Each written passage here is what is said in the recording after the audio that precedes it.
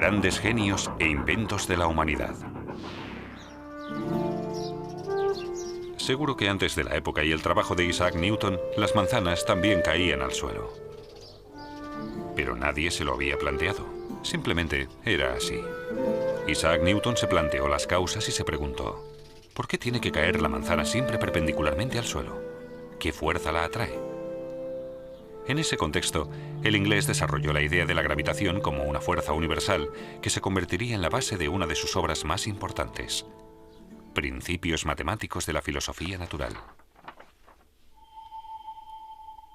Isaac Newton y la gravedad.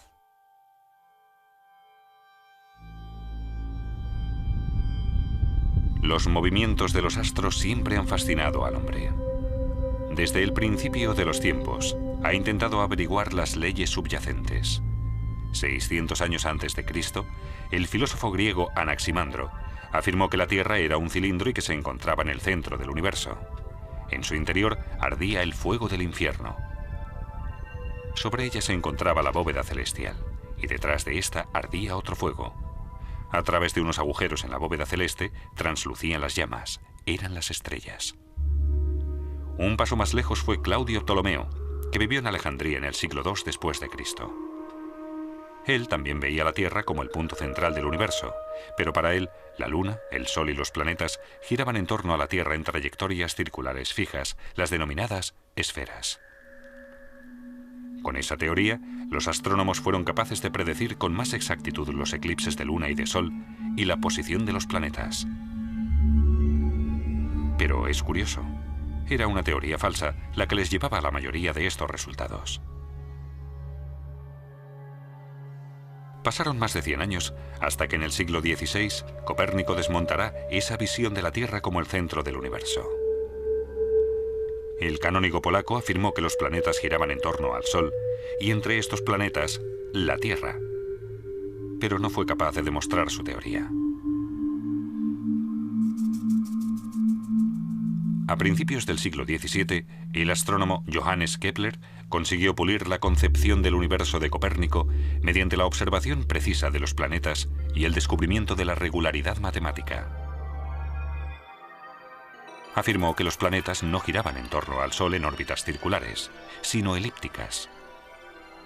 Y se percató de que los planetas más cercanos al Sol recorrían su órbita con más rapidez que los que se encontraban más alejados. Pero Kepler no logró averiguar qué era lo que hacía girar a los planetas en torno al Sol. Isaac Newton nació en enero de 1643 en Woolsthorpe, condado de Lincolnshire, Inglaterra. Su padre, granjero, murió poco antes de que él naciera. Por órdenes de su madre, tomó el relevo en la granja. Pero el pequeño Isaac no estaba hecho para el campo. Se quedaba contemplando el agua durante horas, pensativo, mientras las ovejas se iban escapando. Prefería sentarse en su habitación y decorar la pared con todo tipo de dibujos. Gracias a su tío, párroco, no tuvo que quedarse trabajando en la finca familiar y pudo ir a la Escuela Libre de Gramática de Grantham, la ciudad vecina. Una familia de boticarios de confianza acogió a Newton. Con ellos aprendió sobre muchas plantas medicinales y al poco tiempo ya creaba sus propias fórmulas. A los 18 años, Isaac Newton se matriculó en el prestigioso Trinity College de la Universidad de Cambridge para estudiar matemáticas y filosofía. Pocos años después, ya ejercía de profesor de matemáticas en la universidad. Sin embargo, sus inquietudes iban más allá del campo de las matemáticas. Newton se interesó por diversos fenómenos físicos y químicos, y él mismo fabricaba las herramientas que necesitaba para sus investigaciones. Con su telescopio reflector, estudió los movimientos de los planetas en el cielo estrellado, pero se preguntaba qué era lo que los mantenía en sus órbitas elípticas. Los filósofos naturales, como se consideraba a los científicos en aquella época, debatían las diferentes hipótesis. Entre ellos el inglés William Gilbert afirmaba que unas fuerzas magnéticas invisibles e incomprensibles accionaban los cuerpos celestes en el universo. El francés René Descartes prefirió dar otra explicación. Según él, todo el universo se componía de partículas materiales, y los planetas giraban dentro de ese enjambre de partículas como una hoja en un remolino de agua. Un joven astrónomo inglés dio por falsa esa hipótesis, Edmond Halley. Durante años se había esforzado por formular una teoría del movimiento de los cuerpos celestes. En vano. En agosto de 1684, Halley viajó a Cambridge. Allí coincidió con Isaac Newton, de 41 años, y pensó esperanzado que quizás aquel prestigioso profesor de matemáticas sabría algo más y podría ayudarle. Halley hablaba de una fuerza central que situaba los planetas en su órbita. Eso no era nuevo para Newton. Hacía muchos años, cuando estudiaba, Newton se había hecho cargo de la misma cuestión. Y formuló, al parecer sin esfuerzo, una teoría matemática sobre los efectos de esa fuerza. Pero nunca se había preocupado por publicarla y prácticamente la tenía en el olvido.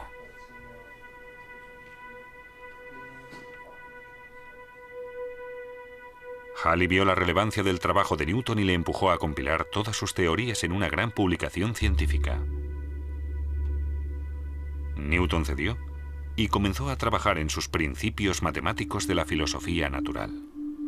Un total de 3 libros, cuya publicación financió el propio Halley 2 años y medio después.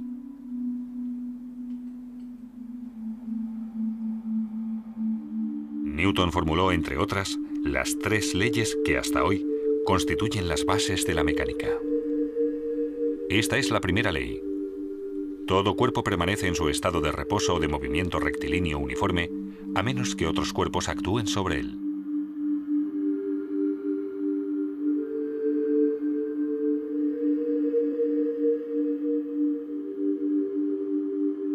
Según la segunda ley de Newton, la fuerza neta aplicada sobre un cuerpo es proporcional a la aceleración que adquiere dicho cuerpo. La constante de proporcionalidad es la masa del cuerpo. Y la tercera es la ley de acción-reacción. Cuando un cuerpo ejerce una fuerza sobre otro, éste ejerce sobre el primero una fuerza igual y de sentido opuesto. La fuerza de reacción hace que la bola se quede parada y hace que la barca se mueva hacia atrás. De esta tercera ley de movimiento profetizó Newton que se regía por el mismo principio por el que, varios siglos después, el hombre conseguiría volar hasta las estrellas. Con ello quiso decir que el principio de acción-reacción sería el que haría volar un cohete espacial. El gas caliente que expulsan las cámaras de combustión es lo que produce que el cohete salga disparado en sentido contrario. Isaac Newton ve en las fuerzas la causa del movimiento de los cuerpos. Y en el caso de la Luna, afirma que lo que hace que permanezca en su órbita elíptica es únicamente la atracción de la Tierra. La fuerza contraria a esta es la fuerza centrífuga, que impide que la Luna se abalance sobre la Tierra. A la fuerza de atracción, Newton la denominó fuerza de gravedad. Ahora, con la velocidad de la órbita lunar y la fuerza de atracción de la Tierra, Newton ya puede demostrar matemáticamente que los planetas se mantienen en su órbita por la fuerza centrífuga y la de gravedad.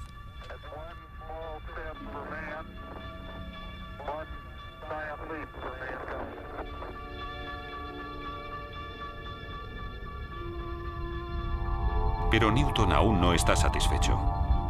Y se plantea, si la fuerza de gravedad terrestre atrae la Luna a la Tierra, ¿no podría también la fuerza de gravedad del Sol mantener a la Tierra en su órbita elíptica y la de Júpiter a sus satélites? De ser así, la fuerza de gravedad sería una propiedad común de los cuerpos masivos, aplicable a los movimientos de todos los cuerpos celestes. De esa forma, Newton formuló la ley de la gravitación universal. Con la masa de 2 cuerpos y la distancia existente entre ellos, Newton puede calcular su fuerza de atracción, la denominada fuerza de gravedad. De esa forma es capaz de predecir de forma exacta el movimiento de los cuerpos celestes. Con esos conocimientos se descubrirán, siglos después, nuevos planetas de nuestro sistema solar, Neptuno y Plutón.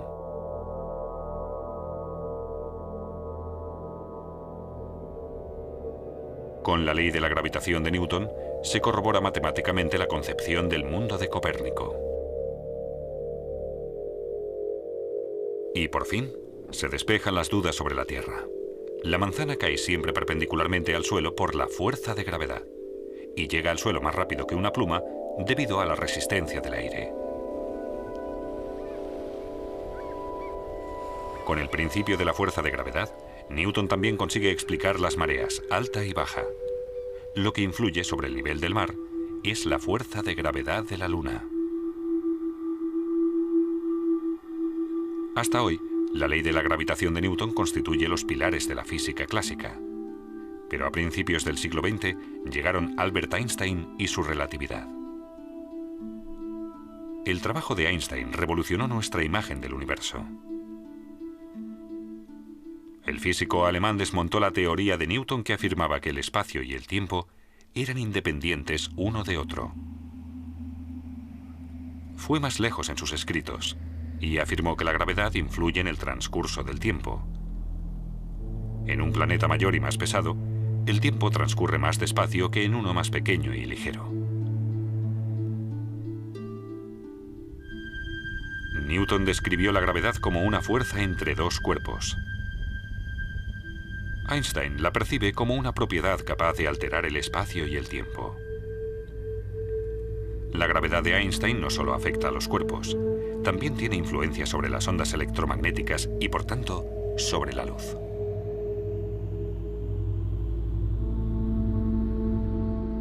Un año después de la publicación de su teoría, esta se confirma. Durante el eclipse de Sol del año 1919, los astrónomos observaron que un rayo de luz de una estrella lejana, como Einstein había augurado, se desvió sobrepasando el Sol.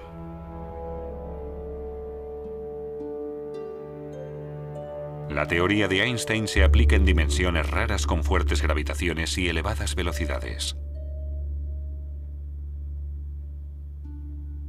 Pero nuestro día a día se rige por la ley de la gravitación de Newton. A los 50 años, Newton puso fin a sus investigaciones científicas.